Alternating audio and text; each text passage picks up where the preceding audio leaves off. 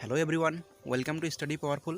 बंधुসকল आज আমি ভিডিওটোত আলোচনা কৰিম আপকামিং এক্সাম অসম পুলিচৰ বাবে 10টা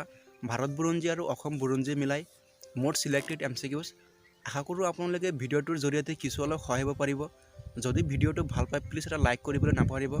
আৰু আপোনালোকৰ যদি কিবা মতামত থাকে সো আপোনালোকে কমেন্ট সেকশনত কমেন্ট কৰিবলৈ নাপাহৰিব তেন্তে বলক আমি পলম নকৰাকৈ আজিৰ ভিডিওটো আৰম্ভ কৰো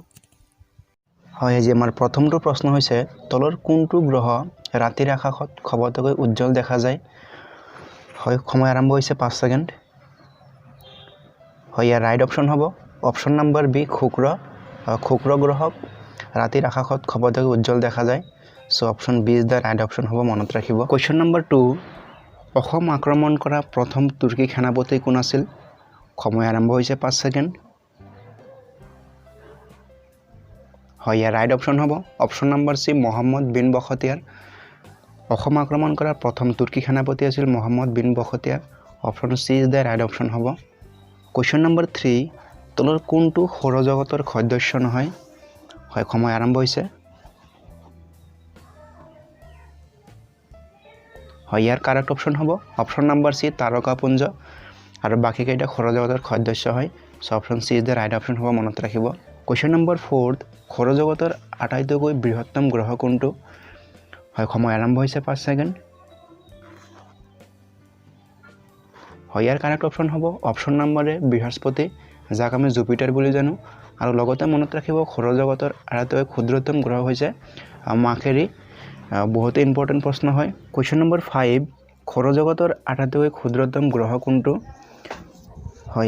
হয় আমি ইতিমধ্যে আলোচনা কৰিছো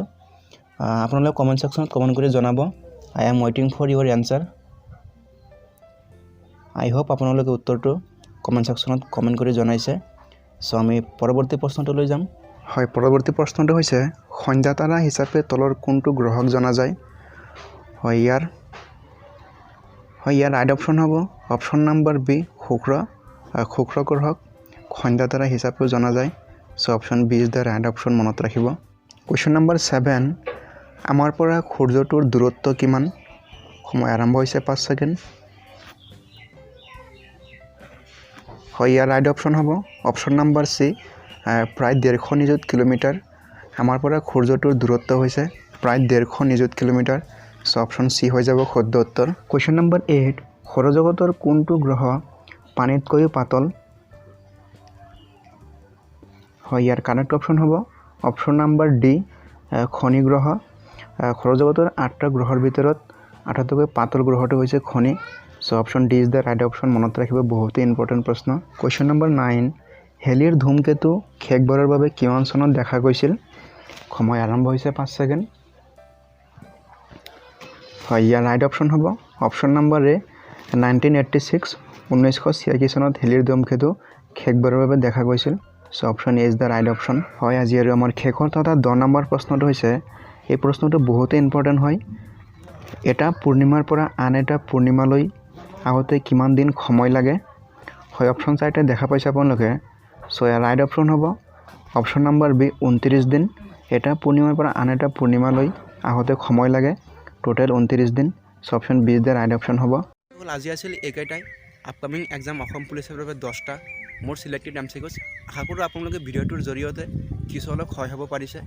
যদি ভিডিওটো ভাল পাইছে প্লিজ লাইক কৰিবলৈ নাপাহৰিব